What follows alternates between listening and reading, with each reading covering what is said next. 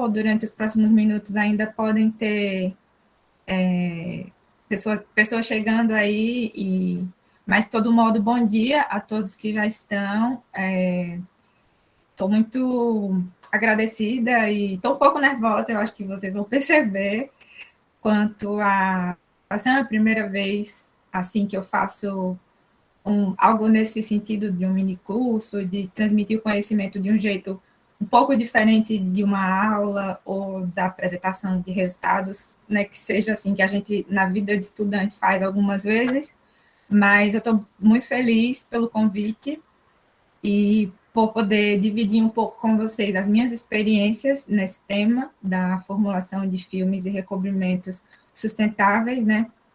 É um assunto que eu, não porque eu trabalhei já há muitos anos, posso até ser suspeita para falar, mas eu gosto muito e acho que cada vez mais tem que ser difundido e fomentado, né? Porque tem um valor grandioso e é um pouco sobre esse valor e sobre as possibilidades que esse universo, porque o assunto é extenso, há bastante coisa a se explorar, mas assim, eu quero, na nossa experiência aqui hoje, transmitir um pouco do que eu entendo sobre o tema e do que eu considero importante, né? Dividindo parte de experiências que eu vivi em pesquisa trabalhando com essa temática. Como o Enio iniciou, eu sou Mariane Cruz, né? Eu fiz minha graduação em Tecnologia de Alimentos no Instituto Federal do Sertão, pernambucano, no campus Petrolina. Então, assim, é mais ainda especial esse momento de poder participar do minicurso com vocês, por ser da mesma instituição, assim, não faz tanto tempo, mas mais ou menos faz um pouco que eu já me distanciei, já saí, mas guardo um carinho muito grande por tudo, né? A minha carreira, a minha vida acadêmica começou nessa instituição, então, assim, é muito valioso poder retornar contribuindo um pouco, bem pouquinho, porque ainda tenho muito ainda para percorrer, com o que eu estudei, né? O que eu tenho feito na vida. Após a minha graduação, eu fiz após mestrado e doutorado na Universidade Federal da Paraíba, na área de Ciência e Tecnologia de Alimentos.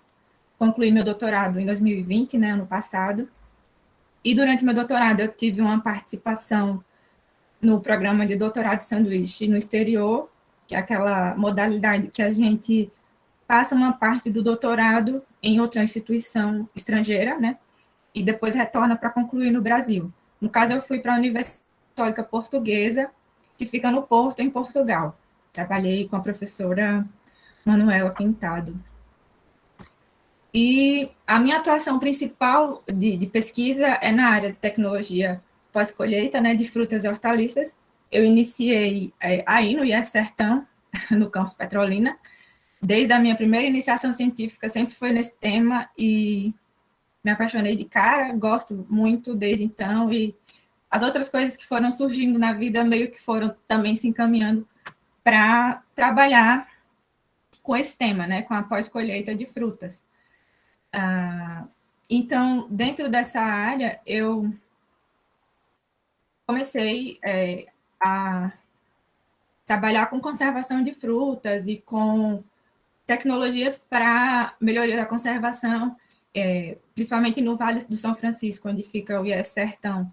Nós temos uma produção de fruta muito considerável e muito representativa para o país. Então,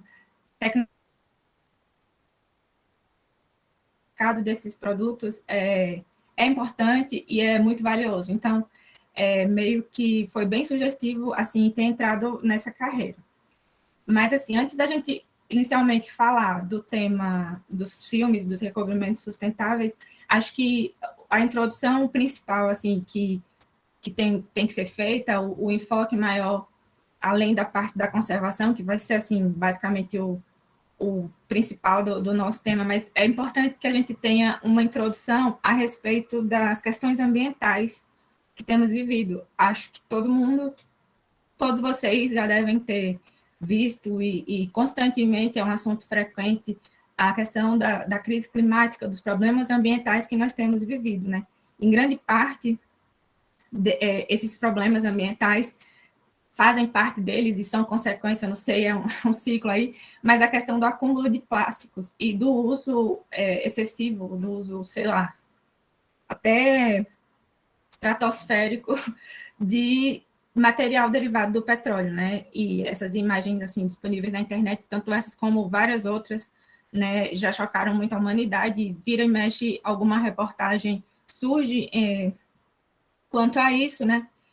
E demonstram assim o quanto o consumo, o quanto as nossas formas de consumo e a nossa evolução como sociedade tem trazido problemas assim bem sérios e que colocam em risco a nossa própria sobrevivência, né?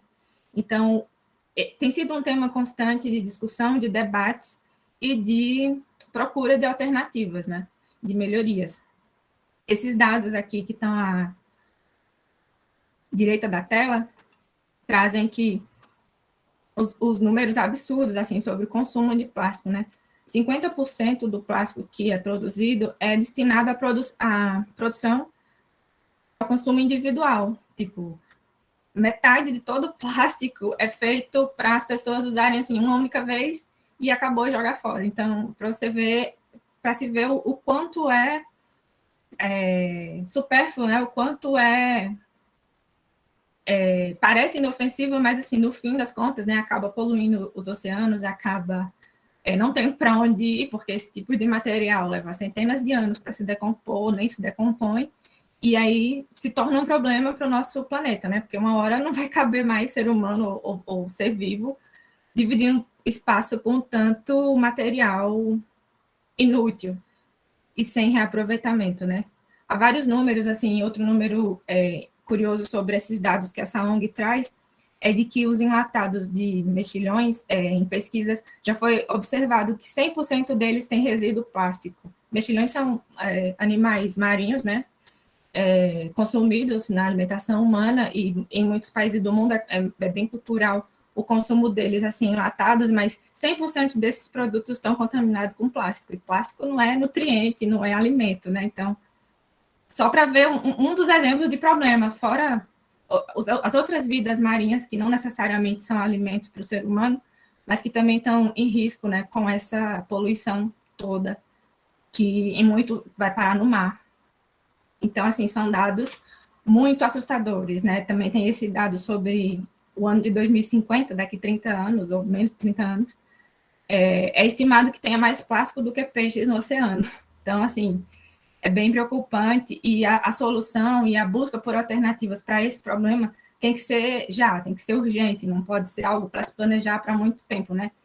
É o que dizem as pessoas entendidas do assunto, é o que dizem fatos que vão acontecendo, né, e que a gente pode observar, e é o problema de todos, porque no fim acaba que a vida de todo mundo está atrelada a isso, né? Então, assim, toda essa questão do meio ambiente e desse colapso, pré-colapso que nós vivemos, tem feito também os consumidores e as pessoas mais informadas ou mais preocupadas assim com o geral terem uma preocupação com esse tipo de consumo. Assim, existem já trabalho tanto de instituições ou iniciativas de governos também para conscientizar e para tentar modificar certas coisas, mas isso ainda é muito pouco, isso ainda devia ser ampliado, assim.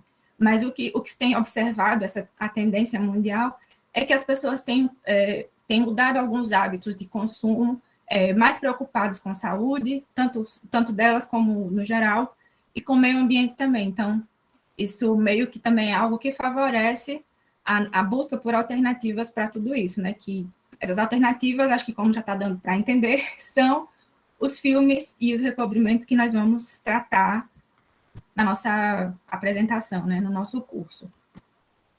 Então, todos esses fatores têm levado aos cientistas, aos pesquisadores, em todos os lugares do mundo, já há algumas décadas, a se esforçarem por alternativas, como eu acabava de comentar, né?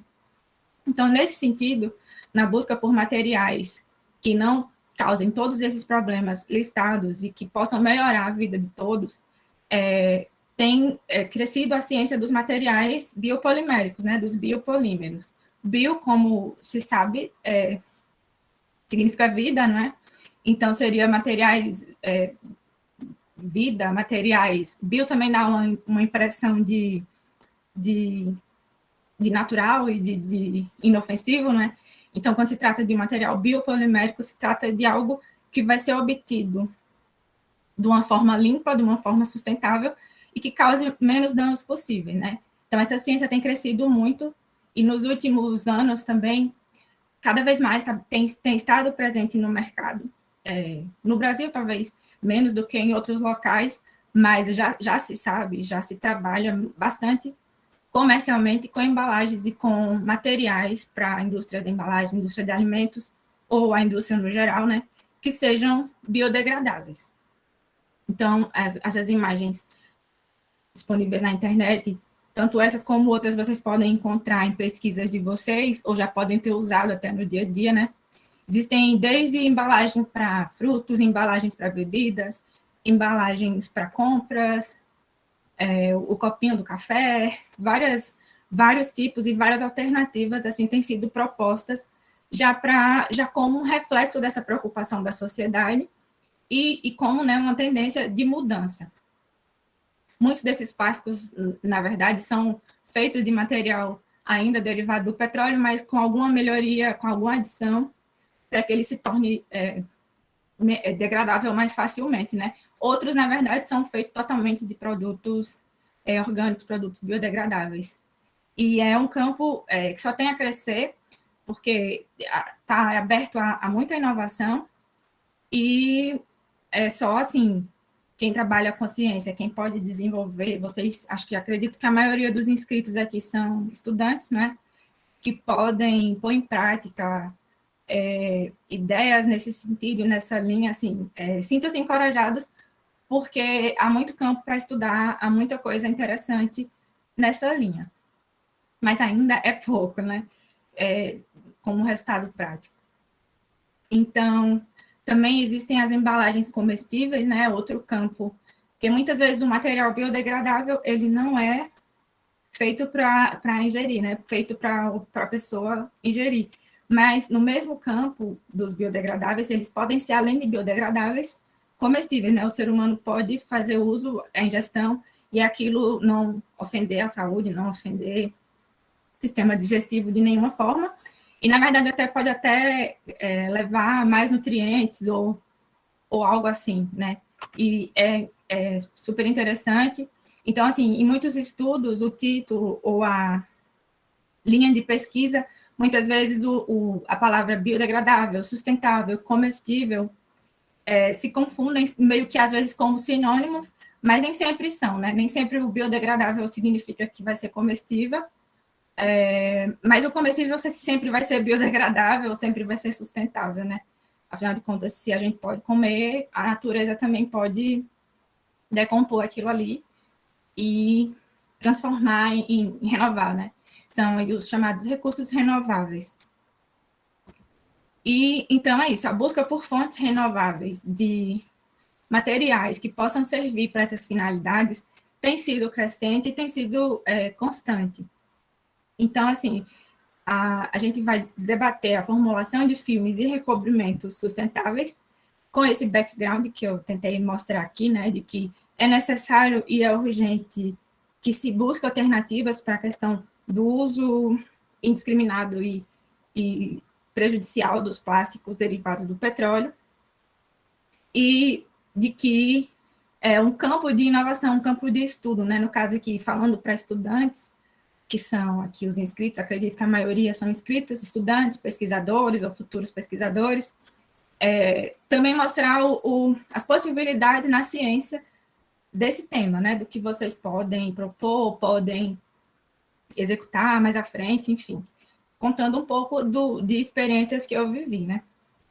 Infelizmente, a gente não pode, fazendo o curso online, ter uma parte prática de aulas, assim, ou de atividades, que seria interessante fazer ou mostrar como se elabora algum tipo de solução filmogênica, né, que são as soluções das quais a gente obtém filmes e os recobrimentos. Infelizmente, pelo evento estar sendo assim online, nós não vamos poder, mas eu quero deixar ilustrado da melhor forma que eu posso como é feito, como foram essas minhas experiências.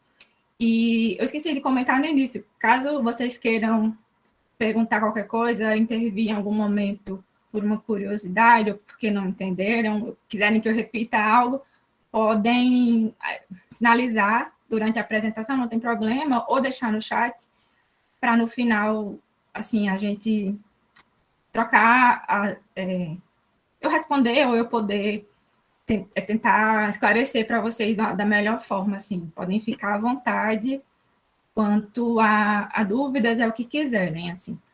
Eu espero estar sendo clara e, enfim, espero que a apresentação esteja boa.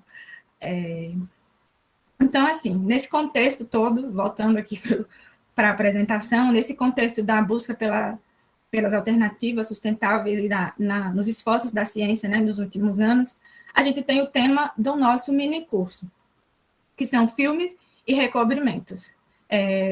Filme pode dar a impressão que seria filme de cinema, né, ou algo assim, não sei, talvez, eu espero que não tenha ficado essa impressão na cabeça de ninguém, mas às vezes alguém não é tão assim da área, né?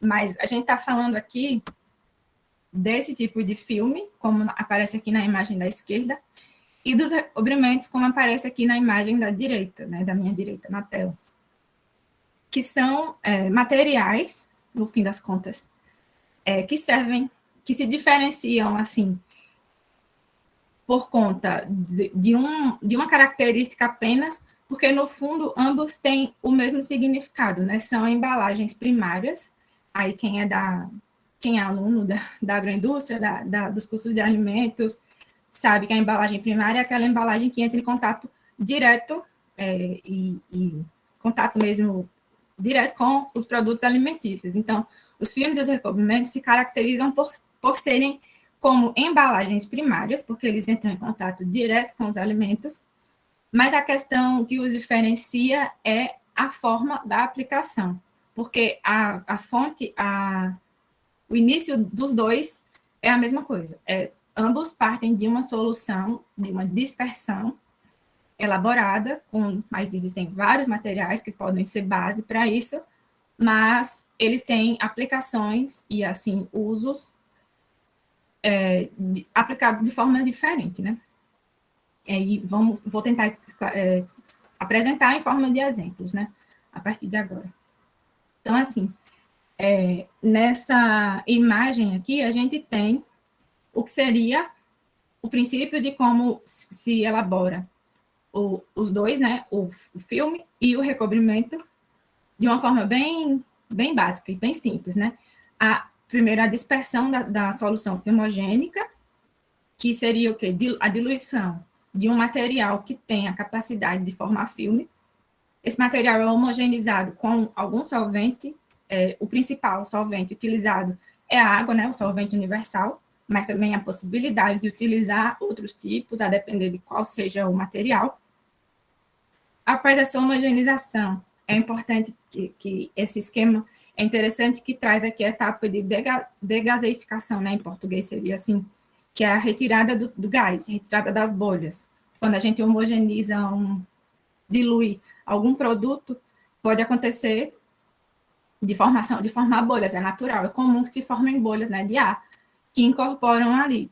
Na elaboração de filmes e recobrimentos para alimentos, né, e no caso aqui da minha apresentação, meus exemplos são todos frutas e hortaliças, né, é a área com que eu trabalho, mas saibam que também são aplicáveis a produtos de origem animal, a diversos outros tipos de alimentos, mas os exemplos básicos que eu vou usar aqui são as frutas. Então, quando você quer recobrir uma fruta ou fazer um filme para depois utilizar sobre frutas, essa formação de bolhas tem que ser considerada, levada em conta, e as bolhas têm que ser eliminadas, na verdade, antes da aplicação final, que é como o esquema mostra aqui. Se vai partir para a elaboração de um filme, segue essa parte da ilustração, né? Tem o casting, que seria dispor a solução já diluída e tal, e sem as bolhas, sobre uma superfície lisa e limpa, inócua, enfim, vários critérios tem que ter. Mas se ficam bolhas nessa solução, quando ela secar, porque vem aqui a etapa seguinte, a secagem, né? Depois é o destaque, retirar aquele filme. Imaginem uma cola, uma goma, uma solução assim, como acho que muita gente já deve ter feito na vida, ou ouviu falar, que se faz cola com goma de tapioca. Aquela que a gente come é tapioca, né? Mas tem como fazer cola, assim, no interior. Muita gente, às vezes, se vale dessa saída aí sustentável para as colas. Então, é como se fosse aquela solução, óbvio que não naquela textura, não naquela consistência, mas imaginem aquilo, depois de um tempo que ela seca sobre alguma coisa, ou na panela que seja, ela fica um filmezinho, né? Você consegue destacar da superfície onde ela foi elaborada, onde ela foi deixada ali permanecer. Então, um filme sustentável, um filme biodegradável, também é elaborado desse modo. Assim, num esquema muito simples. Existem várias formas, existem equipamentos, existem várias estruturas ou várias propostas para se obter um filme do material sustentável, mas o básico do básico do funcionamento, de como se obtém um filme, é esse. Então, assim, se ficam as bolhas, voltando para o assunto das bolhas, se ficam bolhas na solução, depois que ela seca ali sobre aquela superfície, aquelas bolhas ou vão permanecer como bolha, mas ali tem ar, então aquilo vai estourar e o filme vai furar. Se você quer, a gente está falando de uma embalagem, de algo para ser utilizado como embalagem, se você quer que ele proteja, furado, ele já vai deixar exatamente o produto não 100% protegido, né? Então é indesejado. E, do mesmo modo, são prejudiciais no caso da elaboração de um recobrimento, que o recobrimento seria, ao invés de dispersar a solução na superfície, esperar que ela seque e destacar para ter o filmezinho, essa solução ainda líquida, ela vai servir para ou ser, ou os frutos, ou o produto vai ser imerso ali por algum tempo determinado, vai depender da finalidade, depois ele é retirado e colocado a secar para o filme, nessa película, se formar direto no fruto, ou então essa solução vai ser aspersada, né? Tem aqui um outro esquema que mostra aspersada como um spray sobre o fruto, ou ainda tem uma outra forma de aplicação, depende do produto, do fruto, que pode ser com pincel, né? Também como se fosse pintando o produto. E nesse caso é interessante, na maioria dos casos é interessante que essas soluções não tenham cor, nem propriedades sensoriais que possam interferir negativamente com o produto que você quer aplicar, né? Imagine uma maçã que se espera vermelha, se o recobrimento tiver uma coloração, sei lá, esbranquiçada, uma coloração de um tom que foge do esperado da maçã, e essa coloração fica, depois também não é desejável, mas isso também é assunto para mais para frente, mas no geral elas são incolores depois que seca em cima do fruto, o ideal, o que se espera é que não seja visível e que confira as propriedades que se espera dos recobrimentos e dos filmes, né? Porque como são tecnologias de conservação, a gente faz uso e elabora esse tipo de produto com essa finalidade de levar conservação aos produtos. Acaba que, junto a isso, pode-se levar um pouco mais de brilho, melhorias sensoriais, aparência, o que também é bem-vindo, né, para a qualidade final dos produtos. Então, assim, nessas imagens, são imagens aqui de experimentos e de trabalhos feitos em épocas diferentes, da minha estadia lá no laboratório de Biologia e Tecnologia pós-colheita, do Campus 2 da UFPB, lá em Areia. Foi onde eu desenvolvi meu trabalho de mestrado e meu trabalho de doutorado. Então, essas imagens são algumas minhas, algumas de colegas, de trabalhos em que eu participei, que eu tive por perto lá enquanto acontecia. Então, para ilustrar algumas formas, resultados da gente, assim.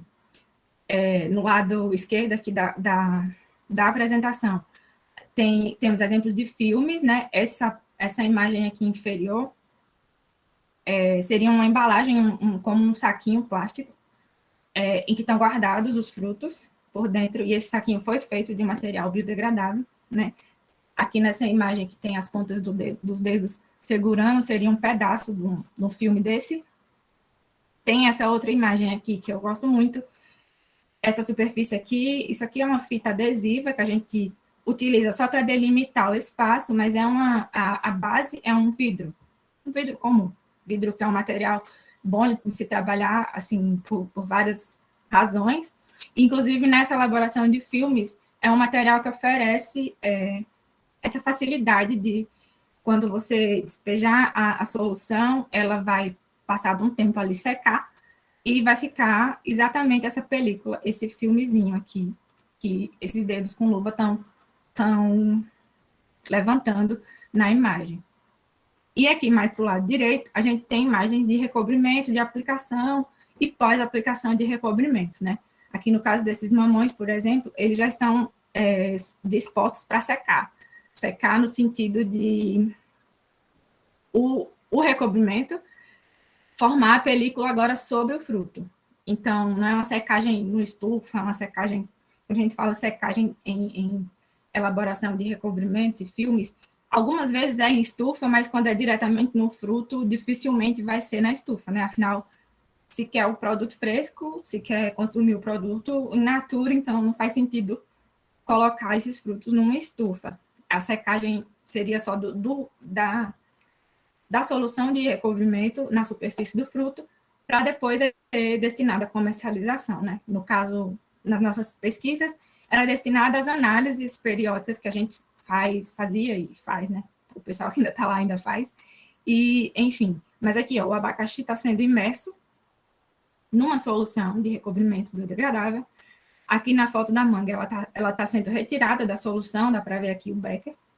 Semelhante àquela foto da pera do slide anterior, né, que é uma foto, não era uma foto nossa, mas agora aqui eu tenho essa foto. Então, assim, para ilustrar o que seriam cada uma das duas coisas, né. A definição nem é tão difícil, nem é tão, eu espero que não seja difícil de compreender assim, mas o que é interessante a gente comentar agora são os efeitos e são os motivos, né, pelos quais a gente faz esse tipo de trabalho e o que é que a gente espera, o que é que a gente encontra depois da utilização. Então, assim, no campo dos recobrimentos e filmes biodegradáveis, a principal razão de utilizá-los são as propriedades que esses materiais oferecem. Como foi mencionado lá atrás, eles funcionam como embalagens primárias, então eles vão entrar em contato direto com os produtos alimentícios. E a embalagem, quando nós falamos em embalagem é um produto que é um material que protege o fruto de alguma coisa e que também é veículo do produto, vitrine, como se fosse vitrine do produto, serve para venda e tudo mais, mas acho que a principal função é a proteção. Então, quando se trata dos filmes e recobrimentos sustentáveis, o que se espera, o que se quer deles, além de que eles sejam naturais e depois não tenham problema para o meio ambiente, é que eles ofereçam barreiras aos fatores todos que o produto, o alimento está exposto. Então, esse esquema aqui, tirado desse trabalho de revisão, ao final da apresentação eu tenho as referências e depois podem ficar disponibilizadas para quem quiser, eu posso enviar por e-mail, enfim, mas as imagens que eu tirei de artigos estão referenciadas. Então, esse artigo traz um esquema bem simplificado também, mas bem simples de entender, quais são as propriedades que um recobrimento deve oferecer, né? A barreira a gases, a vapor, a solutos e lipídios, mas como assim gases e vapores? Como nós estamos falando de frutas, com os meus exemplos e a minha experiência maior com frutas, né? É bom a gente lembrar que as frutas são produtos vivos. Eles continuam respirando, eles continuam tendo atividade metabólica depois que saem da planta, depois que são colhidos. E quais são essas atividades metabólicas? Basicamente, a respiração é um processo que continua a acontecer, é o que caracteriza um produto como vivo, né? Então, respiração envolve troca de liberação de CO2, consumo de oxigênio E também, dentro desse processo, e pelas questões ambientais, onde o produto está exposto, acontecem as trocas de vapor de água. Uma fruta, todo mundo acho que já pode observar em sua casa, uma fruta que fica esquecida por um tempo na fruteira, que ninguém vai comendo, ela começa a murchar, né? Além de amolecer, ela vai perder textura, ela também começa a murchar. E esse murchamento se deve justamente à perda de água da fruta. A maioria das frutas, o principal componente delas é a água. E com o tempo, ficando exposta, né, ao ar, a nossa umidade relativa, elas vão perdendo essa água, então vai acontecendo ali essa troca. São trocas que nós não vemos propriamente as substâncias indo e vindo, mas a gente vê os efeitos do que acontece, né? Os efeitos da respiração, os efeitos dessa perda de água, todos são observados em como o produto vai ficando ao longo do tempo. Então, o produto vai mudar de cor, o produto vai mudar de textura, o produto vai mudar de aparência.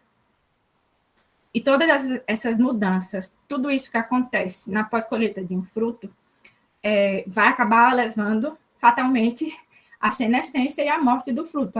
Ele vai se tornar, em algum momento, impróprio para o consumo e vai se degradar por completo, vai ser consumido por micro-organismos e tudo mais.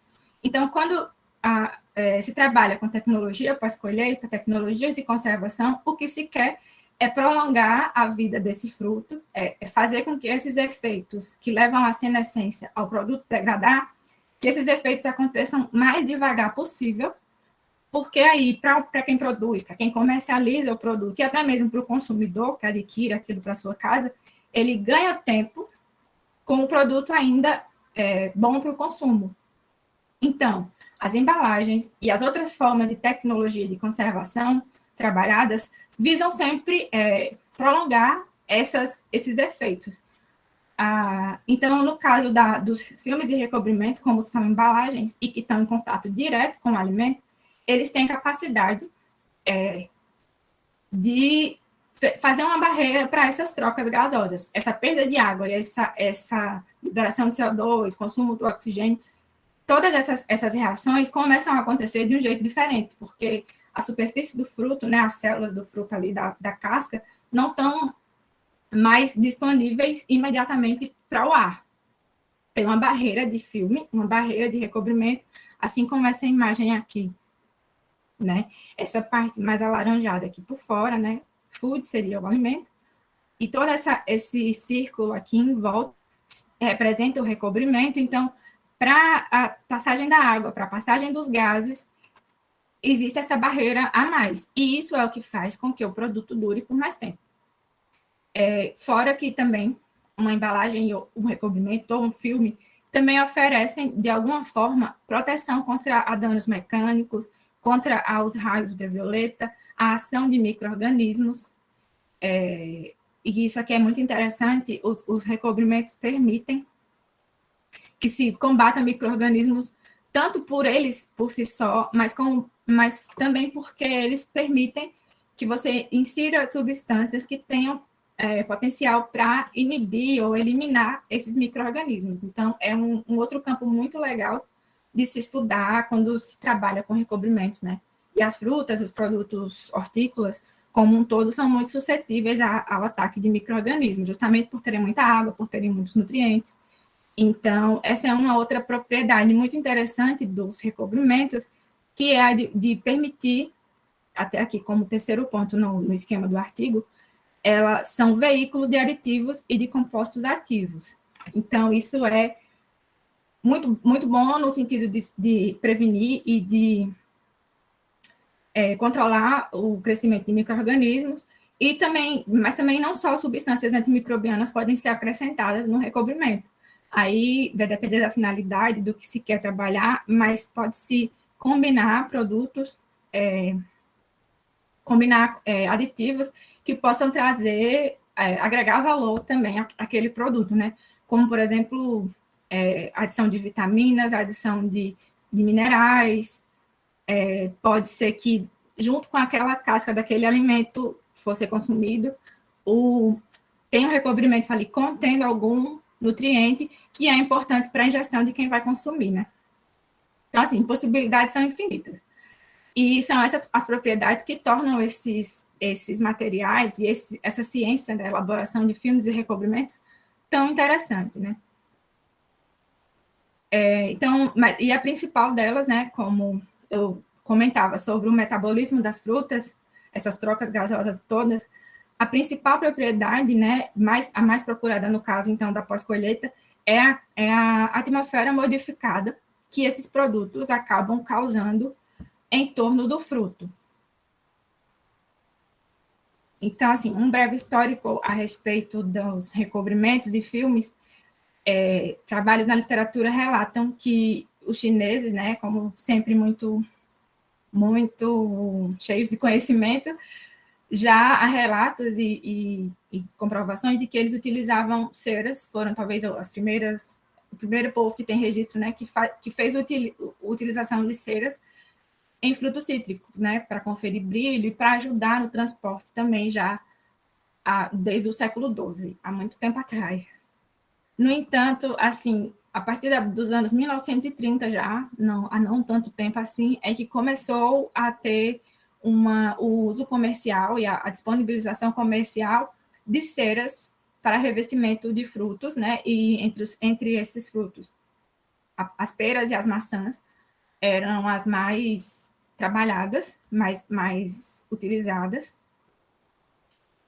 Existem os recobrimentos, os invólucros, ai meu Deus, invólucros de embutidos, né, como salsichas, salames e tal, que quando não são naturais, tripas naturais, eles também podem ser elaborados de materiais biodegradáveis, né, como proteínas, como celulose, também já são produtos com uma tradição de fabricação, então é uma linha de produtos em que já se foi utilizado há muito tempo, há algumas décadas, esse tipo de elaboração de filme.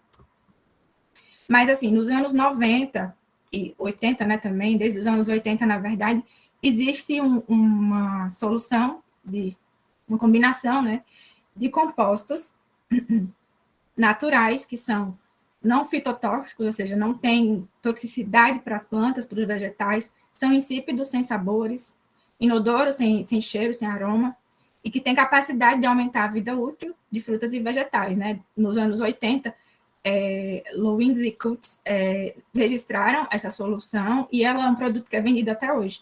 Na minha programação aqui para o mini curso, amanhã eu vou apresentar um pouco de produtos comerciais que tem no mercado, e vou falar sobre a empresa que utiliza essa solução aqui, patenteada nos anos 80. E nos anos 90 surgiram esses estudos desses pesquisadores aqui, que foram, assim, o start, talvez, para o disparo de estudos e de publicações a respeito das ceras dos óleos, dos polissacarídeos, como recobrimentos e como filmes para conservação de frutas e vegetais recém-colhidos. Então, é desde essa época, cerca de 30 anos, né, são de umas 3 décadas por aí, que se trabalha e que se estuda com mais afinco, com mais empenho, a elaboração desses materiais. Então, sobre composição, né? Como formar um recobrimento, como formar um filme biodegradável. Como já tinha mencionado em um slide anterior, é preciso que se tenha um material com capacidade de formar filme, com capacidade de formar aquela solução, que ela ou pode virar um filme, se for colocada na superfície e esperado que ela se forme, que ela seque e possa ser destacada como um filme, ou que possa, diluída, servir como recobrimento, né, em que você mergulhe os produtos, depois retire e possa esperar que ali vai se formar uma camada protetora. Então, a primeira coisa é ter esses materiais. E para formar a dispersão, né, como acabei de falar, essa dispersão pode ser diluição em água ou em solventes de grau alimentar, muito utilizado etanol, nesse sentido, ou mistura também de água com etanol e tal. Mas a água, para a maioria das substâncias, é o principal tipo de solvente, é o primeiro tipo de solvente e, né, nada mais é do que o solvente universal. Também podem ser adicionados plastificantes, A água, por si só, é um plastificante, agente plastificante. Mas existem outras substâncias, outros compostos, que agem para melhorar essas propriedades de plastificação do material. Podem ser adicionados os agentes antimicrobianos, como eu mencionei, os minerais, as vitaminas, as cores. Isso faz parte das propriedades procuradas e das propriedades que tornam os recobrimentos e filmes muito interessantes. Só um segundo para eu tomar água.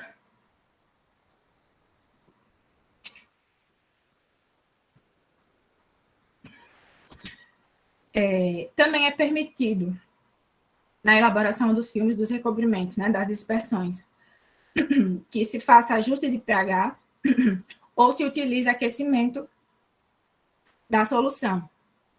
Isso aí depende do polímero específico. Nessa imagem, que também é lá do laboratório... Perdão, gente. Eu preciso tomar água.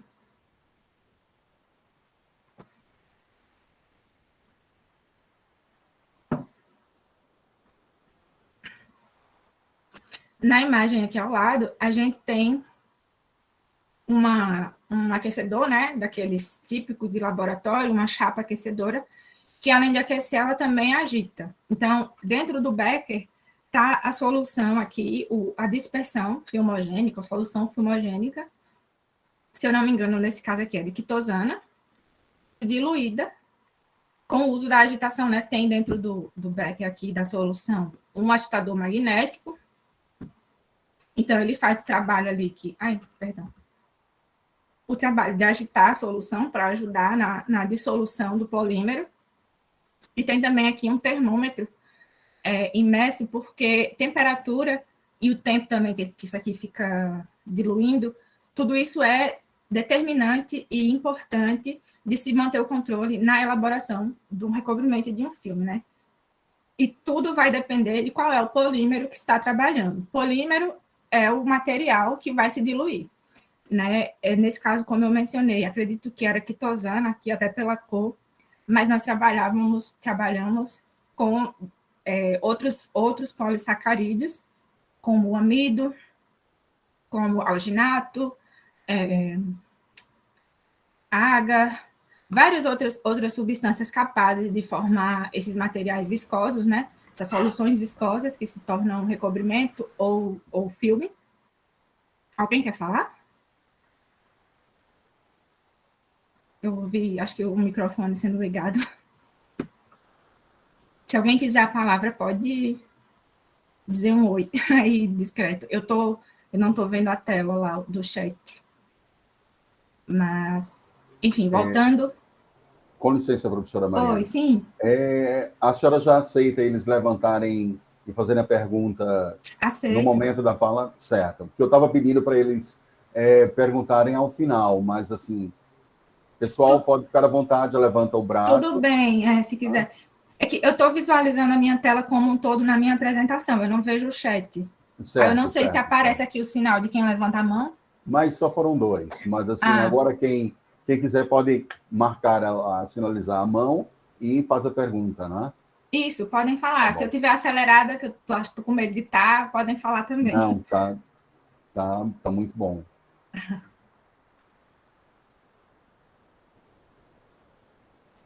Alguém quer fazer pergunta, pessoal? O Francisco, ele tinha uma pergunta, era sobre o custo adicional para o recobrimento das frutas, né, em média. Custo adicional? Isso. Francisco, está presente? Estou sim. Eu queria saber o custo adicional, em média, para o consumidor final. Como é que seria, no caso? Seria muito custoso? Olha, é uma boa pergunta. Assim, e depende muito de que tipo de contexto a gente está falando, né? Se for um grande exportador, uma grande fazenda, um grande packing house, né, por exemplo, acredito que esse custo fica mínimo e também depende muito de qual é o material do qual ele vai obter esse recobrimento, esse filme. Porque, assim, Tem materiais mais acessíveis e mais disponíveis, assim, que a extração e que o acesso é muito simples, basta ter interesse, né? E em ir lá buscar e fazer daquilo a sua matéria-prima para a solução. E tem materiais que podem ser um pouco mais caros e que, se você for depender, por exemplo, de um fornecedor externo, alguém que faça essa extração terceirizado, né, para não seja o mesmo dono ali da casa de embalagens, então isso pode se tornar um pouco mais caro. É tudo muito caso a caso, né? Mas, inclusive, mais à frente aqui, muitos dos exemplos que eu vou dar são dos trabalhos que a gente desenvolveu, e uma das nossas premissas sempre foi, lá no grupo de pesquisa que eu atuava e hoje colaboro, uma das nossas premissas sempre foi optar por materiais que fossem o mais barato ou mais abundantes possíveis, assim, justamente por isso, para que o custo no final não seja elevado ou que não seja nem tão percebido pelo consumidor. E, assim, existem produtos no mercado, hoje em dia, já que utilizam coberturas de ceras, que são uma das matérias-primas capazes de formar filme, né, película no fruto.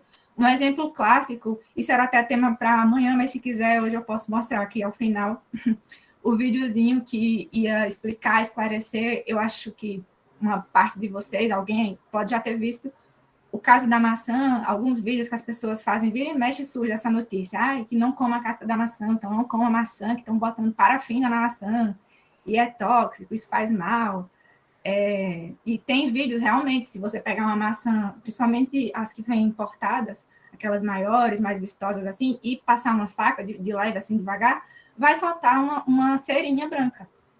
Mas esses frutos, eles têm essa aplicação de cera autorizada, e não é parafina da vela, parafina de surf, não é aquilo, é uma cera. Em grande parte, as ceras utilizadas são da carnaúba. A carnaúba é uma palmeira típica de algumas regiões do Brasil, e é ok consumir, é seguro para a alimentação, para a saúde e tudo mais. E, assim, no preço final daquele produto, a porcentagem, eu não sei dizer ao certo, mas acredito que não é alta, não é cara, assim, não faz tanta diferença no preço da maçã que iria sem a cera, né? E a cera acaba por deixar a fruta mais brilhante, a fruta mais vistosa e com a conservação prolongada, né? Porque é uma proteção até que o produto recebe depois da aplicação ali da cera. Então, assim, se fosse tratado de um grande exportador, né, de um grande comercializador de frutas, esses custos são menores. Mas imaginar um produtor, um comerciante de frutos menor, pequeno, que queira fazer em escala inicial, né, numa pequena planta, assim, em casa, isso tudo tem que ser bem, bem calculado, bem formulado, porque vai depender de qual material vai trabalhar, de qual estrutura ele vai precisar montar para fazer a produção desse filme, né? E como vai ser o passo a passo até o fruto estiver pronto, até aplicar o recobrimento, esperar o recobrimento secar e tal. O custo que isso pode acarretar, isso tem que ser experienciado, testado no local, né? Dentro do contexto da pessoa e do que ela quer. Mas há formas e há de se buscar sempre pelas opções menos custosas, tanto de trabalho mesmo, quanto de custo, de valor, né? Para isso não aumentar demais. E mesmo que aumente, assim, algum percentual pequeno, é compensatório no fim das contas, porque você vai oferecer um produto que dura mais para aquela pessoa. Você vai oferecer um produto diferente no mercado. Então, essa preocupação com custos, se olha por esse lado, pode se relevar aí um pouco mais, né? Eu não posso dar a resposta fechada para a sua pergunta, mas eu acho que eu consegui, espero ter conseguido explicar aqui que é uma coisa que depende bastante, mas sim, é algo a se considerar e se estudar cada caso, né? Tá respondido, Francisco? Tá, obrigado. De nada. Alguém mais? Mariane, o José, mas eu acredito que a ligação dele caiu. Ele é da UFPB e ele pergunta se você já trabalhou com recebimento de sementes? Recebimento? Deve ser recobrimento de sementes. Acho que foi erro de... Deve ter sido corretor. Não, sementes não. Mas é possível. Tem muitos trabalhos que são feitos nessa linha. E tudo, novamente, né, depende da finalidade. As sementes, os grãos, por si só, já são produtos que têm uma durabilidade alta, né, comparado às frutas e às outras hortaliças. Mas, a depender da situação e do caso, né, tem alguns estudos que eu já vi de recobrir castanhas, né, não é bem semente, mas seria frutos secos, enfim, recobrimento de castanhas com uma solução que também meio que agregava sabor ali à castanha, né? Ela já ficava um produto, além do sabor próprio dela, tinha um outro aditivo no recobrimento utilizado. Então, é muito qual é a finalidade, tipo, para conservação, pode contribuir, mas, assim, não é um produto que se preze tanto pelo uso de recobrimento para conservar. A gente trabalhava mais com frutas, eu mesma só trabalhei com frutas e hortaliças, mas é possível, sim, que se faça recobrimentos e se busque estudos sobre, vai achar, com certeza alguém por aí já fez. Okay. Tem mais? Não, acho que o pessoal está deixando para o final. Por enquanto. Então eu vou dar continuidade. De nada. Fiz uma pergunta agora Oi. recente. Entre o mercado de exportação, quais países já adquiriu esse método de filme? Tem Ceaceira da Carnaúba. Quais países recebem frutos recobertos ou utilizam? E recebe. Eu acho que eu posso confirmar isso e trazer a resposta amanhã. Em grande parte.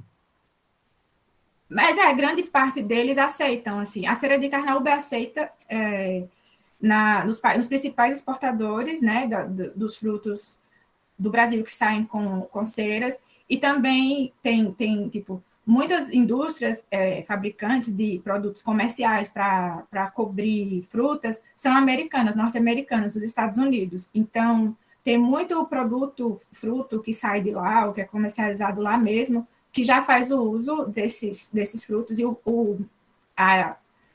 FDA, né, a Agência de Vigilância Norte-Americana, é uma das mais exigentes, uma das mais rigorosas, assim. Então, é um país em que já é muito aceito, inclusive eles são muito produtores de muitos produtos, de muitas ceras, de muitas soluções fumogênicas, né? Hoje em dia eles já têm comercial, não só a cera, tem combinações com polissacarídeos, com outros. Esses exemplos eu vou trazer na aula de amanhã, assim, para mostrar a vocês. Mas já tem empresas com rótulo, com produto registrado e tudo, liberado, autorizado para comercialização. E frutos que saem do Brasil recobertos, assim, eu acho que tem destino na Europa, tem acesso fácil, não tem barreira, eu não tenho conhecimento, pelo menos, de que tem algum país que barre o produto por ter aplicação. Eu posso ir atrás, de repente, de alguma coisa, talvez tenha acontecido alguma coisa aí ultimamente, mas até onde eu sei, não há muitas restrições, né? Tá respondido? Eu não ouvi o seu nome, o rapaz que fez a pergunta antes. Desculpe. Wellington. Wellington. Entendido? Amanhã eu posso trazer, assim, eu vou me informar um pouco mais, porque tem mercados que são mais exigentes, né? Japão, China, às vezes lançam algum embargo, e às vezes acontece algum caso ou outro específico, pontual, na exportação até na Europa também, e às vezes é barrado, alguma coisa, mas temporário, né? Não definitivo. Eu, pelo menos, desconheço até então, mas eu posso me informar se já teve algum problema com isso. Tá bem? Mariane, o Hanson, ele coloca que recentemente tem sido alavancado o mercado de startups, né, para revestimento de frutas e exportação. e até mesmo importação. Mas não era uma pergunta, só um statement. Sim, é uma observação. Obrigada, Anderson, por trazer, assim, acho que as startups estão com tudo, aquelas, uma gíria bem antiga, estão com tudo aí no mundo, né, ultimamente, e é muito legal, muito interessante mesmo ver que tem gente pensando nessas soluções, né, para o futuro, e não tão futuro assim, para o agora, muito necessário, né, que isso seja de fato levado para o mercado mesmo e não fique só nas bancadas dos laboratórios por aí. Obrigada pela colocação. Então, continuando, posso ir, né? Pode. Entre os principais materiais dos quais se elaboram os recobrimentos e filmes, eu quero apresentar aqui, falar sobre a base de polissacarídeos, né, que são carboidratos, a base de lipídios, que seriam aí a cera, né, como a gente já falou, e vocês devem ter conhecimento, a cera da carnaúba é um produto comercial já aplicado há um bom tempo e tem natureza lipídica, né? Tanto cera da carnaúba quanto cera de abelha, no caso carnaúba de origem vegetal, a da abelha origem animal, são produtos de caráter lipídico. Também há resinas de plantas e de outras espécies aí que podem ser utilizadas e têm caráter lipídico. E entre os materiais de caráter proteico, existe a zeína, que é uma proteína do milho, o milho que é fonte de amido também, né? Mas ele também tem zeína, que tem capacidade de formação de filme. Tem a gelatina, tem o whey protein, isso mesmo, o whey, aquele que o pessoal toma para malhar e tal, que é uma proteína derivada do soro do leite, né? Até pouco tempo atrás, até algumas décadas atrás, era um descarte, era algo resíduo da indústria do queijo, né? Principalmente, onde tem muita produção de soro, mas foi se visto e foi se percebendo várias potencialidades nesse produto, e aí tem vários usos e vários ramos da ciência que fazem utilização do whey, e a produção de recobrimentos e filmes também é uma possibilidade, é um ramo representativo assim, na ciência. E todos esses materiais, o que faz com que eles sejam utilizados é a capacidade que eles têm, como mencionado anteriormente, de fazer a solução filmogênica, que pode ou se transformar no filme ou ser aplicada como recobrimento. Esse esquema aqui, tirado de um trabalho de revisão também recente, destaca, né, os tipos de materiais, fontes para polímeros, né, para fazer recobrimentos e filmes, tanto proteínas vegetais, proteína da soja também é interessante, proteínas animais, tem outras proteínas do leite, né, não só o whey que vem do soro, mas as caseínas, outras proteínas do leite podem ser utilizadas.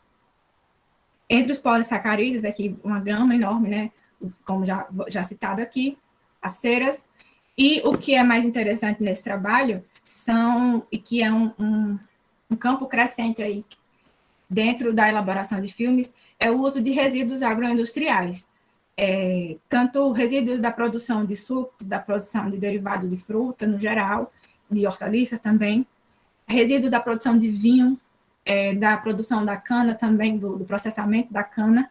Então, tudo aquilo que era tido como descarte, como lixo, como no máximo só servia para adubação ou para ração animal, todos esses produtos agora estão recebendo um olhar diferente. Agora sim, já tem um tempo. Tem recebido um olhar diferente pela ciência e não estão mais nem, assim, tem trabalho, tem autor, que não trata mais nem como resíduo, né, como waste. Trata mais como subproduto, que é o produto, não é o produto principal daquela indústria, mas é um subproduto, porque ele tem um potencial para desenvolver outra coisa, e ele pode, no outro, partindo para uma ramificação, se tornar o produto principal, né?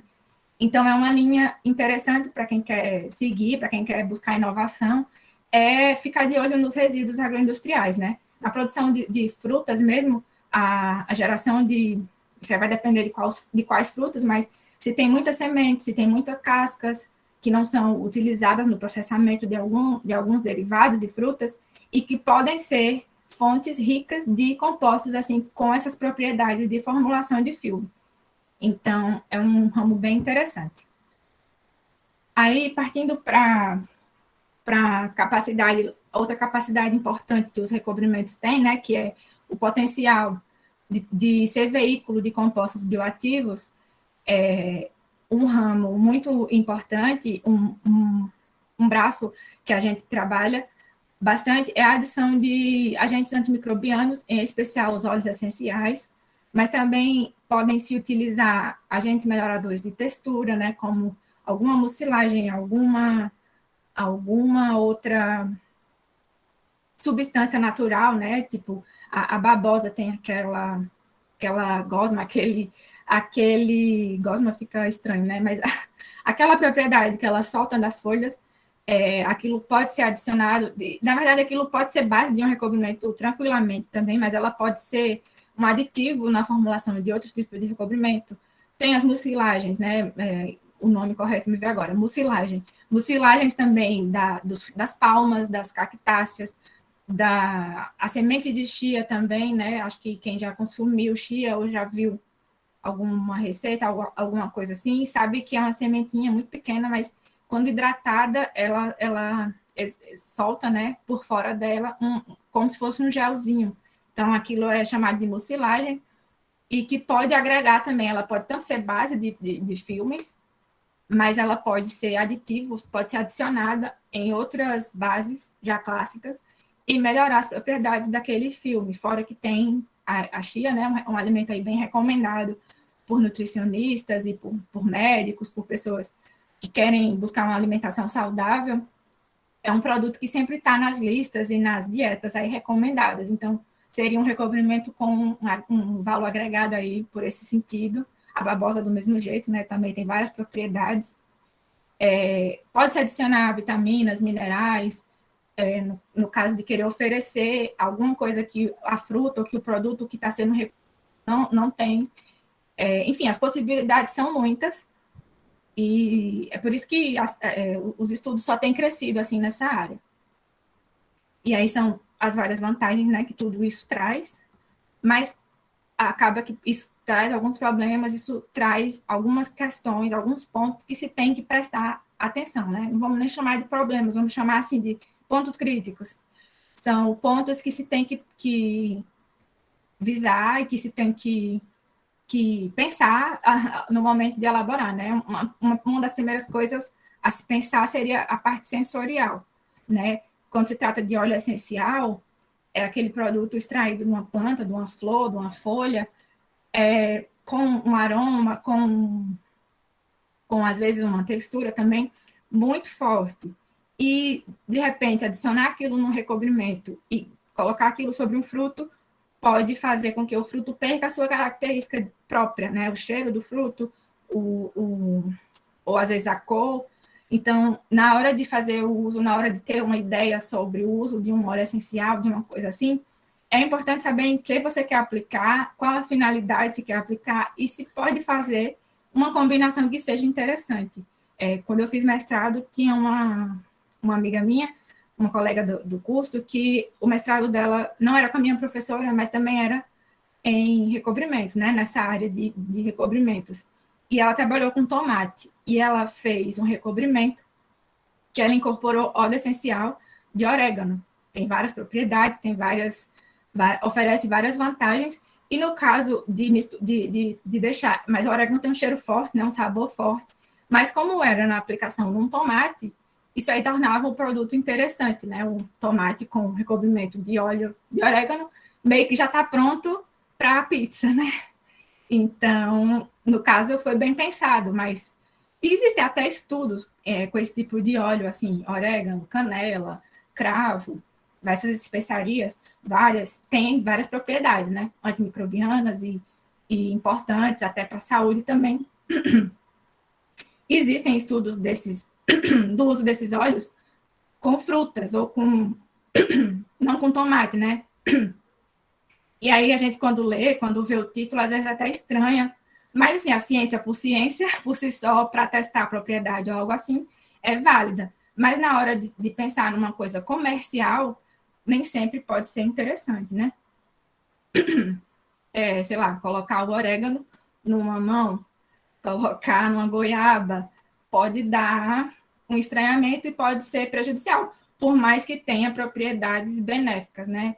Ali, por mais que deixe aquele fruto conservado por muitos dias, se afeta o sensorial, pode não ser interessante. Um outro fator seria a segurança, né? Segurança alimentar, segurança do consumo mesmo daquilo. Então, se você quer veicular alguma coisa no seu recobrimento, no seu filme, que seja algo reconhecidamente seguro, né, pelas autoridades de saúde, ou vastamente estudado já na ciência e comprovado que não tem reação alérgica, que não tem problemas em quem consome. Então, isso também é um fator a se pensar, né? E aí tem outros problemas que podem ser os custos, né? E no caso de quem trabalha na ciência em si, né, por si, a falta de investimento, a falta de, às vezes, estrutura para fazer aquilo que se tem a ideia ou aquilo que se planeja, né? Ou no caso de um pequeno produtor, que queira aplicar isso na sua produção, um preparo, uma estrutura é necessária e muitas vezes é o que acaba impedindo que aquilo possa seguir, né, prosseguir. Então, são algumas das questões aí levantadas. Então, nesse sentido, vamos partir para o principal ingrediente, né, da formulação e dos trabalhos que eu mais atuei e que eu trouxe exemplos aqui.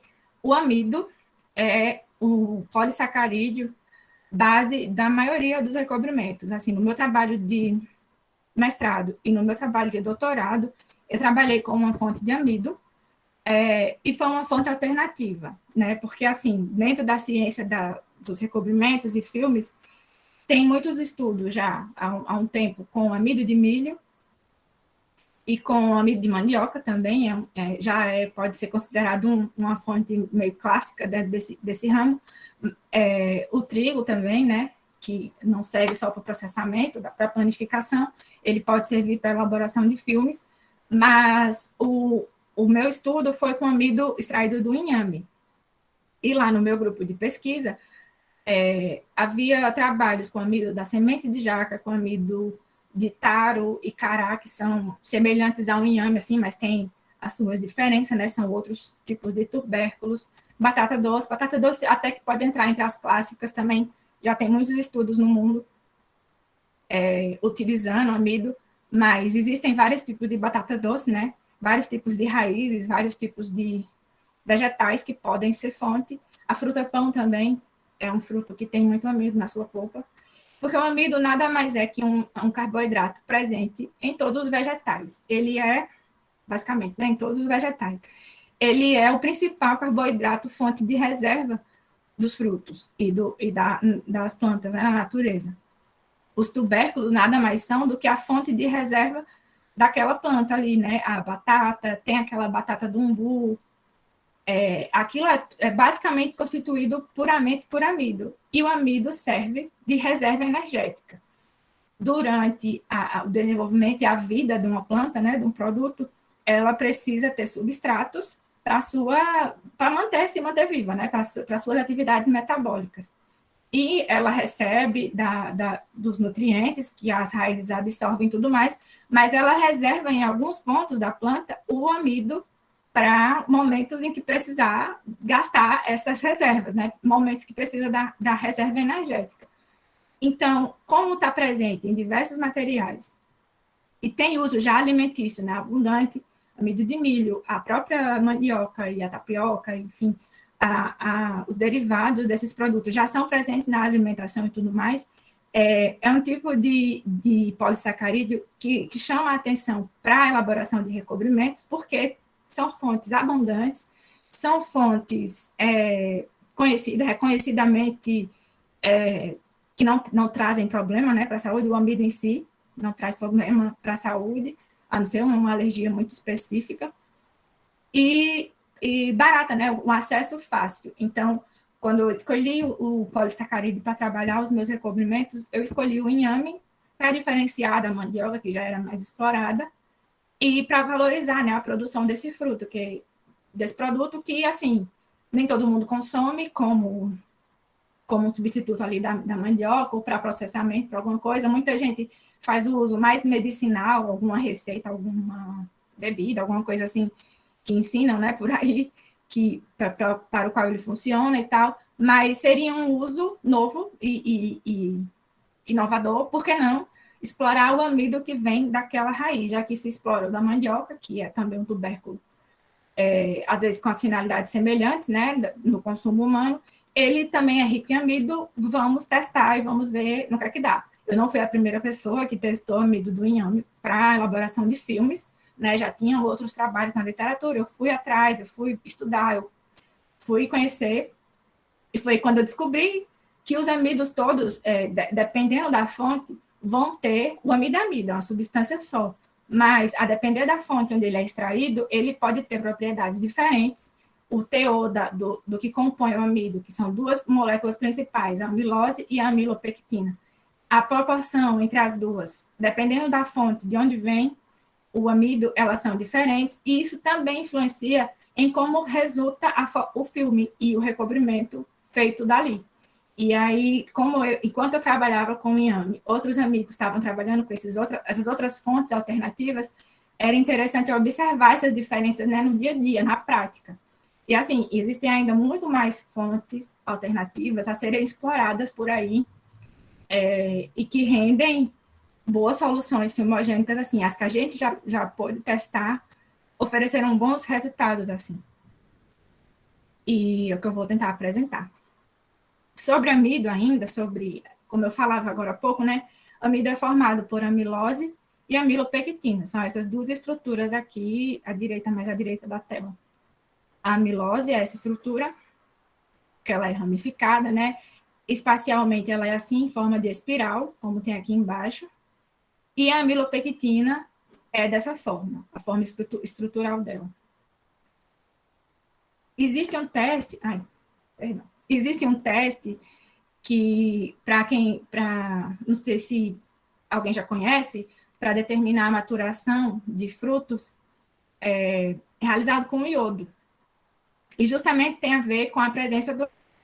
É uma solução de iodeto de potássio, aqui, como está aqui na esquerda da tela, né? Essas imagens aqui dessa maçã, seria a maçã em vários estádios de maturação. Essa primeira aqui no topo, ela está atingida, né? Um tom azulado, um azul escuro, está completamente atingida. A gente só vê o miolinho assim aqui de diferente. E à medida que vai descendo aqui a imagem, essa coloração vai se perdendo, e chega aqui no último quadrinho, quase não tinge, né? E o que é isso? Isso aqui são estádios diferentes da maturação da maçã. Quando a maçã está mais verde, né? Como a maioria dos frutos, como eu mencionei, amido é fonte de reserva energética. Essa fonte ela vai sendo consumida com o passar do tempo. Então, quando o produto está mais verde, ele vai ter mais reserva energética. À medida que ele vai amadurecendo, ele vai perdendo essa reserva. E, fazendo esse tipo de teste aqui com a solução de iodo, se percebe em que nível de maturação pode estar o fruto, né? Ou qual o teor de amido que aquele fruto tem. Então, como esse esquema aqui ilustra, quanto mais a maçã vai amadurecendo, menos ela tinge com o iodo. E como é que se dá essa questão desse tingimento, né? Por que que tinge? Perdão. Por que que tinge ao entrar em contato? É porque o iodo mancha qualquer coisa? Não, não é só por isso. Quer dizer, ele mancha, né? Mas ele tem aquele tom amarronzado. Mas nesse caso aqui, essa mancha azulada, esse tom de coloração, ele se deve a uma reação que acontece quando essa solução de iodo entra em contato com um material que contém amido. O íon do iodo é agrupado, fica no meio da estrutura da amilose, como está aqui na parte inferior do slide aqui, ó, as moléculazinhas de iodo, e em volta dela a estrutura da amilose com amilopectina. Então, por causa dessa reação que acontece, do amido envolvendo os íons de iodo, a cor resultante fica essa daqui. Quanto mais amido tem, mais iodo é apreendido, e a coloração resultante desse aprisionamento do iodo esse tom de azul. Mas por que eu estou falando disso? Tu estava falando dos filmes do recobrimento, agora estou falando de maçã madura. Vou explicar. É que assim, como os recobrimentos, né, os que eu trabalhei mais na minha vida e muitos dos trabalhos realizados no laboratório de onde eu venho são com amido, quando a gente está fazendo os nossos testes dos recobrimentos e da efetividade daquelas soluções que a gente testa, a gente tem que ter alguns controles, né? A gente testa, experimenta e tem que... O que a gente quer é que o recobrimento proteja o fruto como um todo, né? Então, será que a solução de qualquer amido, se eu pegar uma batata, se eu pegar uma maisena comercial, se eu pegar uma maisena que é amido de milho, né?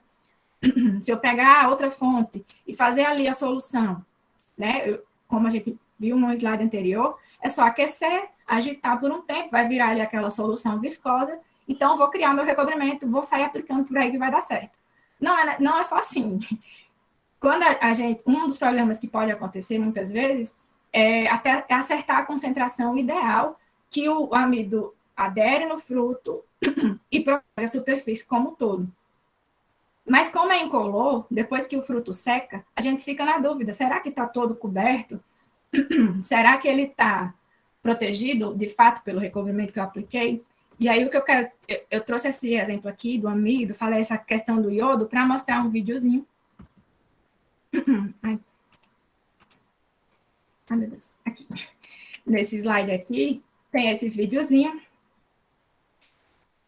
que a gente está... Antes de eu dar o play, né, já dá para ver uma fruta, uma bola preta aqui na mão do meu colega, mas isso é uma goiaba. E ela está preta justamente porque a gente fez aqui, antes de gravar o vídeo, é da gravação da retirada do recobrimento. Antes da gente fazer essa gravação de retirar, a gente pegou a goiaba que estava recoberta, aqui, ó, como tem nessa imagem. Dá para ver até que ela brilha, né, um pouquinho mais. Aqui, do lado, essas que estão amarelas, são as goiabas que não foram recobertas, o controle. E estavam aqui no mesmo dia essa foto são do mesmo dia. Então, assim, no início, ambas estavam iguais, mas a recoberta ainda estava aqui com a coloração mais verde, né? Por dentro ela estava assim. E a que não foi recoberta já estava nesse estágio e por dentro já estava assim, né? Madura, já indo para a parte que só serve para um suco e olhe lá. Mas aí, assim, quando a gente mergulha numa solução, como tem nessa imagem aqui, uma solução feita do iodeto de potássio, se o recobrimento foi à base de amido, como o amido reage com o iodo e ele fica naquela coloração escura, a gente vai conseguir observar onde tem recobrimento no fruto. Então, veja aqui, ó, a goiaba aqui toda preta, aqui ao lado da goiaba que está sem recobrido, o iodo, ela está toda preta porque tudo isso aqui que manchou é onde tem amido, é onde tem recobrimento. Então, a gente provou nesse teste, a gente consegue, toda vez que faz, né, comprovar se o recobrimento aderiu mesmo à superfície do fruto. E eu acho isso interessante, né, para mostrar a efetividade, e óbvio que isso a gente consegue com muitos testes, e muitas vezes a gente acha que de primeira vai acertar uma solução, que cubra ok, e nem sempre é assim. Mas, assim, eu trouxe para ilustrar porque é interessante, né? E na imagenzinha aqui, ela serve tanto para ver isso, né, que a goiaba estava realmente toda recoberta, como serve para mostrar que o recobrimento, se você lavar o fruto que foi recoberto, sendo num material hidrossolúvel, que dissolve na água, ele vai embora quando é lavado, né? Que é o que dá para a gente perceber. O vídeo é rapidinho, mas só para... Ai, eu queria tirar o som, porque a gente conversando besteira. O que importa é a imagem. Vejam, lavando com água normal, não foi colocado sabão, não foi colocado produto nenhum, e tanto a coloração do iodo, né, escura, se ela está saindo é porque o amido está saindo também.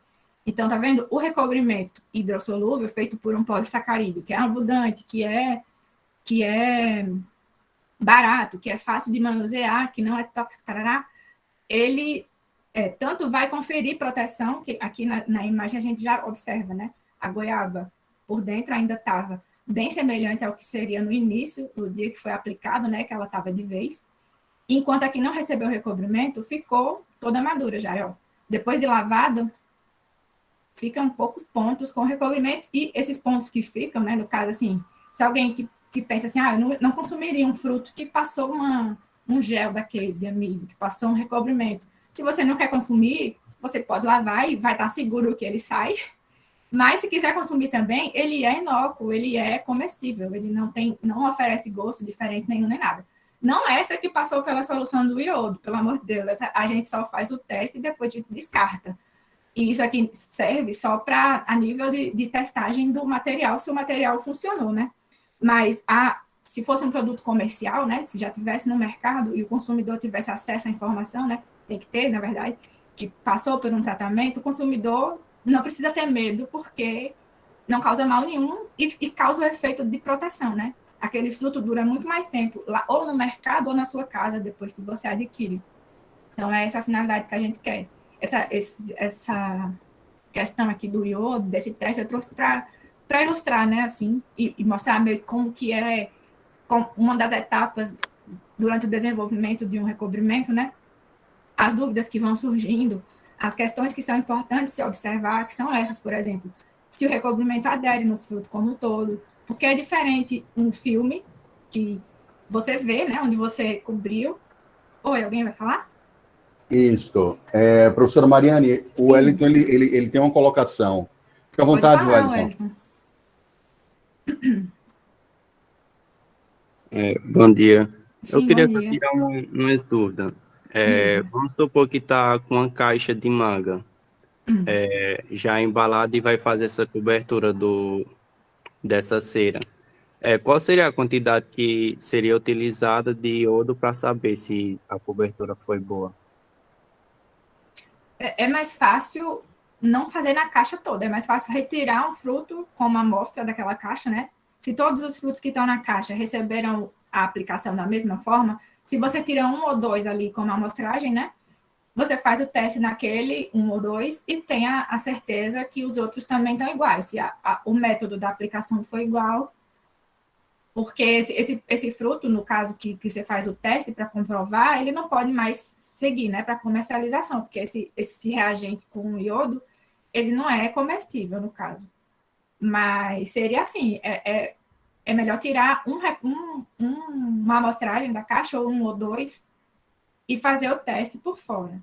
Agora, sim, esse teste funciona quando a solução que recobriu é a base de amido, porque aquela reação que escurece, né, como a gente vê, para ver até a maturação do fruto, é só por causa da presença do amido. Se for uma cera de carnaúba, se for uma gelatina, um whey, não vai reagir do mesmo jeito. Aí você tem que pesquisar formas de conseguir identificar que o recobrimento ficou em todo o fruto. Esse exemplo aqui vale só para quando a solução é a base de amido. Certo? E qual seria, a minha dúvida qual é a quantidade que eu precisaria utilizar de iodo para fazer esse escurecimento? Existe a solução pronta, que chama Lugol, né? Ou uma solução de iodeto de potássio. Aí, assim, pro caso aqui da goiaba, tem até essa imagem que... A imagem está um pouco embaçada, mas dá para ver um becker aqui, de, sei lá, 1 litro, e ele está mais ou menos metade, né? Uns 500 ml ou até menos um pouco, porque é suficiente, por exemplo, meio litro aqui foi suficiente para a gente mergulhar a goiaba, porque a goiaba é pequena. Mas aí, dependendo do tamanho do fruto, talvez você precise de uma quantidade maior, ou não, se tiver como borrifar também, já ajuda. Esse tipo de teste aqui, a gente faz na escala do laboratório, né? Assim, óbvio que uma empresa, uma indústria, na parte do controle da qualidade, ela pode instalar esse tipo de teste, né, também, de tempo em tempo, assim. O controle de qualidade trabalha fazendo avaliações periódicas, né, ali durante a produção, se está tudo saindo conforme. Então, digamos, se isso fosse um pack de manga, que a manga é maior que a goiaba, né, e tivesse fazendo aplicações de um recobrimento à base de amido, e quisesse saber se as frutas estão saindo sempre de tempos em tempos, a equipe da qualidade teria que tirar ali alguns frutos e fazer esse teste. Com 1 litro é suficiente, ou pode-se testar outras alternativas, borrifando, também pode-se gastar até menos, porque na hora que o iodo entra em contato onde tem o amido, ele vai tingir. Então, não precisa ser uma quantidade exorbitante, não. Outra dúvida. Essa quantidade que a gente, vamos supor que a gente está no pack house de manga. Uhum. Essa formulação seria utilizada quantas vezes? A vida útil dela para ter uma cobertura segura. A solução do recobrimento, né? Isso. Ela tem. O interessante é que faça aplicação, preparo e aplicação no mesmo dia, né? Mas é possível guardar sob refrigeração. Um pack, uma aplicação grande, são litros e litros, né? Toneladas de fruta, então são muitos litros de solução que deviam ser ali utilizadas, mas tem que ter um planejamento de, se for armazenar, dá para armazenar, talvez por uma semana, talvez. É algo para se testar também, quanto tempo a solução do recobrimento pode ficar armazenada, mas ela não. É importante observar a refrigeração, com certeza, porque amido, né, nutriente, rapidamente ele pode ter contaminação por micro-organismos, pode embolorar ou algo assim. Tem que ter algum controle também dessa solução. E a quantidade tem que ser o quanto corresponda à produção, né? A quantidade de mangas que passaria por ali. O ideal era que fosse a quantidade que bastasse para o dia. Porque enquanto ela está líquida, o interessante, em laboratório, por exemplo, a gente usa no dia da aplicação e pronto, e pode guardar por 2 dias na geladeira para fazer ainda algum teste, plaquear, colocar numa placa, algo assim, mas depois não usa mais, não guarda por tanto tempo. É a aplicação na hora e acabou. Depois de aplicada, quando ela seca em torno do fruto, ela dura o tempo que o fruto durar, sem causar contaminação, sem estragar, assim. Mas enquanto está líquida, o uso tem que ser logo, né? Porque tem muita água, então é muito fácil de ter contaminação. Ok, muito obrigado. De nada. Então, visto esse caso, né, do iodo, foi para mostrar a questão de se testar cobertura, de se testar se está presente o recobrimento em todo o fruto, né? Então, assim, esse outro esquema aqui também de um trabalho de revisão de literatura seria a visão geral da produção de filme e recobrimento, né? E os rumos que pode tomar. Então, inicialmente, se escolhe o polímero, que vai ser base, né? No caso aqui que eu estava falando e que eu mais trabalhei foi o amido. Se escolhe os aditivos, que podem ser os plastificantes, surfactantes, aditivos que são aditivos já de uso na indústria de alimentos e que vão ajudar a melhorar as propriedades físicas ali da solução. É muito comum se utilizar glicerol ou sorbitol, que são plastificantes já de uso muito amplo na indústria, e atóxicos e tal. Ou os outros ingredientes, se for o caso, né? Como os agentes antimicrobianos e tal. Tudo que você quer incorporar, primeira etapa é escolher o que você quer, qual vai ser sua composição de recobrimento. Depois se prepara a solução de recobrimento. E é importante aqui, enquanto se prepara a solução, caracterizar a solução, né? As propriedades reológicas, que é a viscosidade, justamente aquilo, se ela é uma solução mais densa, se ela é mais fluida, existem equipamentos e existem metodologias para fazer esse tipo de avaliação, e elas podem ser necessárias dependendo da finalidade, né? Mas é interessante, tipo, em pesquisa mesmo, é interessante conhecer essas propriedades. O outro passo, né, para fazer o filme, já parte aqui para plaquear, né, como a gente tinha visto no outro esquema, e para fazer a aplicação direta no fruto, já seria esse outro caminho aqui, ou depois de feito o filme, é que faz o revestimento do fruto, né? Então, assim, isso aqui é para ilustrar os vários caminhos que se tem a partir da decisão de elaborar uma solução filmogênica, ou uma dispersão filmogênica, né? Um recobrimento, que vira filme e que pode ser aplicado como recobrimento. E quando você tem um filme, existem várias propriedades. Isso aqui, se alguém se interessar e ler os trabalhos sobre recobrimentos, vai ver vários tipos de testes que são feitos com o material plástico, né, do filme. Que são testes que também são feitos com os plásticos sintéticos. O teste de estabilidade térmica, teste de resistência, teste de capacidade, né, o quanto ele aguenta de peso, as barreiras, a água, a barreira física, né, qual a força necessária para furar aquele plástico e tudo mais. Vários tipos de testes podem ser realizados e devem ser, na verdade, né, principalmente quando se quer fazer aquele produto ser algo comercial, algo que tenha capacidade de competir com os produtos que a gente já tem no mercado, de PVC, de PET, os plásticos aí derivados do petróleo. Se você quer fazer um plástico natural, né, um plástico sustentável, para competir com esses plásticos sintéticos, você tem que provar ou mostrar que ele tem essas boas propriedades, ou quais são as propriedades que ele tem também, que pode, por exemplo, não atingir a mesma propriedade que um PVC, mas ele pode funcionar para outras coisas que o PVC não funcione, ou pode funcionar por menos tempo, mas assim, pelo menos vai ser degradado, né? Enfim, são todas as características que são importantes de se avaliar. Que só para ilustrar esse dado aqui também de um trabalho de revisão recente, ilustrando o crescimento do uso dos termos recobrimento comestível, recobrimento com óleo essencial, antibactericida, né? Que são as tendências aí que a gente tem observado no desenvolvimento dessas embalagens sustentáveis.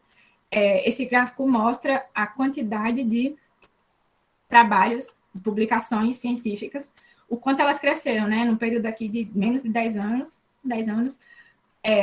em torno de 400, a escala aqui, o recobrimento, né? Menos de 400, essa aqui do meio, para quase o triplo, né? Quase 1.200 em menos de 10 anos. Então, quanto as publicações por ano tem saído, o quanto a ciência tem produzido de trabalhos com esse tipo de conteúdo, né? É tudo crescente.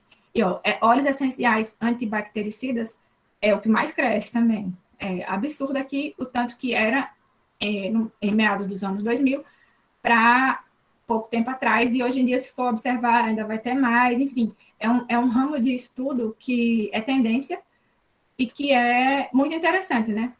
Se a gente for parar para pensar, óleos essenciais, fontes alternativas de polissacarídeos e de polímeros, assim, que têm capacidade para formar esses filmes, na nossa biodiversidade nós temos muita coisa, muita mesmo. Nós, eu digo Brasil, né? Então, há muito campo para se estudar e é muito interessante.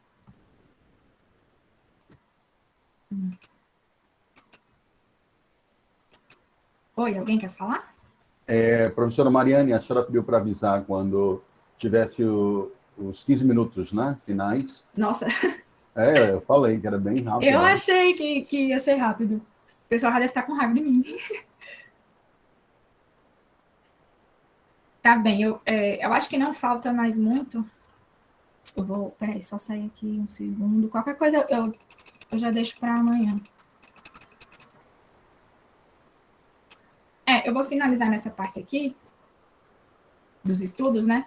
E a gente já encerra para o que fica para amanhã, junto com a parte dos vídeos sobre os comerciais. Certo. Eles terão pelo menos uns 10 minutos para fazer perguntas? Terão. Aqui, esse slide aqui é só uma ilustração de algumas das publicações nossas lá do meu grupo, né? Okay. Que na temática dos recobrimentos e das soluções biodegradáveis, né? Há trabalhos aqui em eventos internacionais, trabalhos em revistas, com aquelas fontes alternativas, né, que eu falei, e alguns são até com fontes, como posso dizer, fontes tradicionais, né? Trabalhos com amido de mandioca. Esse trabalho aqui é do professor George.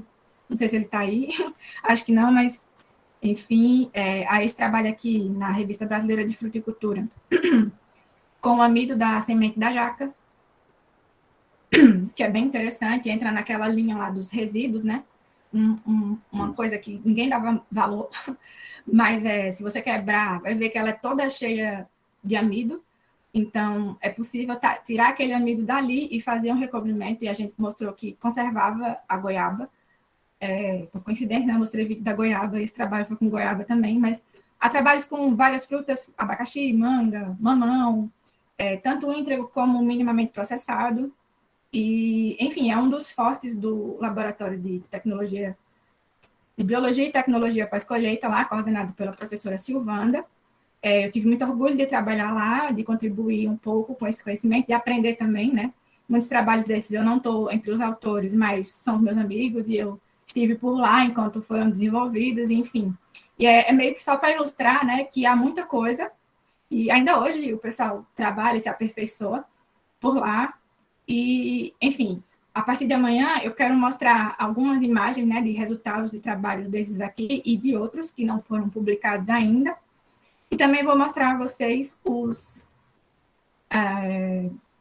produtos comerciais que se tem, né, e alguns vídeos, alguns exemplos assim, vou tentar falar menos amanhã, e espero, assim, complementar muito do que já foi tratado aqui. Aí, por hora, eu vou encerrar, né, e a gente responde algumas perguntas e libera vocês. Acho que todo mundo quer almoçar. Desculpem.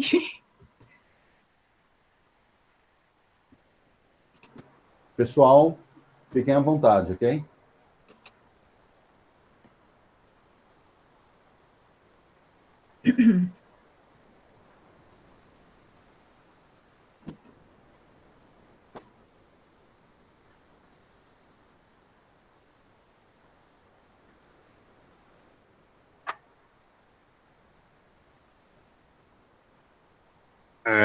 Professora, Sim. analisando essas partes, ou analisando esses filmes, qual a senhora acharia que seria mais indicada de utilizar? Eu sei que a cera de carnaúba é bem utilizada no packing house de manga, Uhum. mas entre essas outras, a senhora acha que alguma seria mais econômico de processar e utilizar num packing house de manga? Eu acho que todos esses, principalmente esses que a gente tem publicação e tem publicações que vão se confirmando, podem sim ser competidores da cera de carnaúba. O desafio é só que não tem produção industrial, né? Então, assim, para até ter essa estrutura e montar em produção, como é o fabricante da cera da carnaúba, e atingir ali o mesmo patamar para competir, pode se levar um tempinho e tudo mais, mas de repente a extração e o tempo para obter ainda é muito menor e pode compensar esses custos iniciais de estruturação, assim. Mas eu acho que recobrimento de amido podem sim competir e poderiam ser uma outra opção, né? Ainda mais se fosse algo produzido no Brasil, produzido por indústrias brasileiras, por empresas brasileiras, né? Porque muitas das soluções de cera de carnaúba, apesar da matéria-prima de origem, em parte, vir também do Brasil, mas elas são produzidas lá fora e são vendidas de novo para cá, né? Acaba que tem esse custo. Se houvesse a produção de uma coisa concorrente, e nacional, feita nacional, isso já sairia muito mais em conta, né?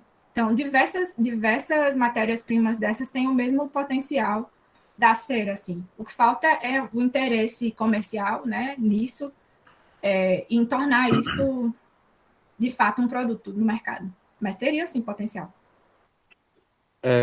Comparando, eu vi que a maioria que é utilizada nesses coisas, como é que eu posso falar? Nesse produto dos filmes, eles são mais utilizados nesses alimentos que têm o pico de respiração mais alto depois, assim, da pós-colheita. Uhum, os climatéricos. A professora deu um exemplo do abacaxi, que ele é Uhum. considerado um pico de respiração alta, mas ele também amadurece, ou baixa, mas ele também amadurece após a colheita. E sobre os cítricos, esse tipo de cera, ela também faria com que os cítricos aguentassem mais? Faria, embora os citros também tenham um pico, não é como uma manga, não é como uma goiaba, né? Isso. Faria, e no caso dos citros, comercialmente já tem muito produto que usa, muito produtor que usa cera, né, para conferir brilho, para deixar mais bonito. Então, a gente já fez, amanhã eu trago as imagens, a gente já fez experimentos também com citros, com tangerinas, e é possível conferir brilho e uma aparência mais bonita ao longo do armazenamento dos citros recobertos também. É possível sim. Já fizemos trabalhos com isso. Ok, muito obrigado. De nada. Obrigada, Tainara. que deixou a mensagem. Isso, Luiz estão Gonzaga deixando também. muitas mensagens aqui. Está sendo Eu tô muito bom. Eu Muito falei demais, eu bom, acho. Perdão. Fala muito ótimo, boa e rica de informação para a gente. muito rica, muito Obrigada, significativa. obrigada a todos, então. E eu espero que vocês estejam aí amanhã para a continuação, né? Vão ter mais Certamente. exemplos, vão ter mais ilustrações, menos falatório. Não, mas o falatório é muito significativo, professora Mariana, é muito rico. Né? Obrigada, obrigada, Enio. Isso, mesmo não sendo diretamente da área, uma das minhas frustrações, eu falei no início, que assim, eu fico me metendo na agroindústria, mas eu não sou da área de agroindústria, mas assim, eu tenho paixão. E é muito rico, chama muita atenção, sabe? Assim, muita atenção, muito rico. Obrigada. Mais alguém?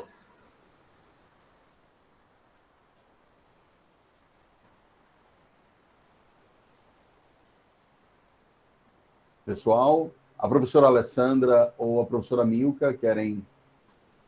Não Oi, sei se... Milka. Milka está aí. Querem se colocar? Querem Oi, falar Mari. algo? Quanto tempo, hein?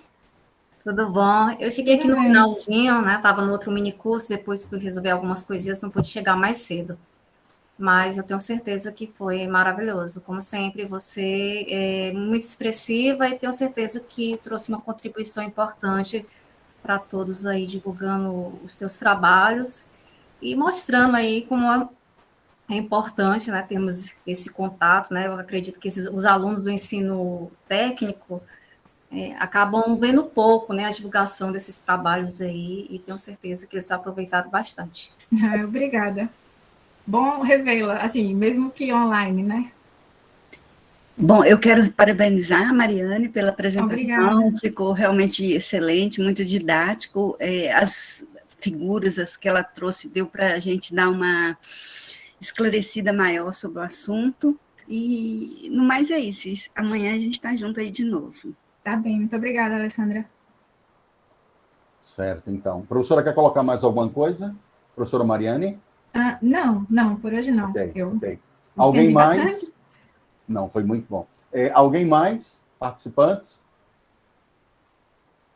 Não? Então, por hoje, né, a gente dá por encerrado aqui, contando com a presença de todos amanhã, a partir das 10. E, professora Mariane, muito obrigado novamente. Eu que agradeço. Eu que Eu vou parar a gravação e a gente dá por encerrado por hoje. Ok? Ok, então. Muito Até grato. amanhã. Até amanhã. Muito grato. Eu que agradeço.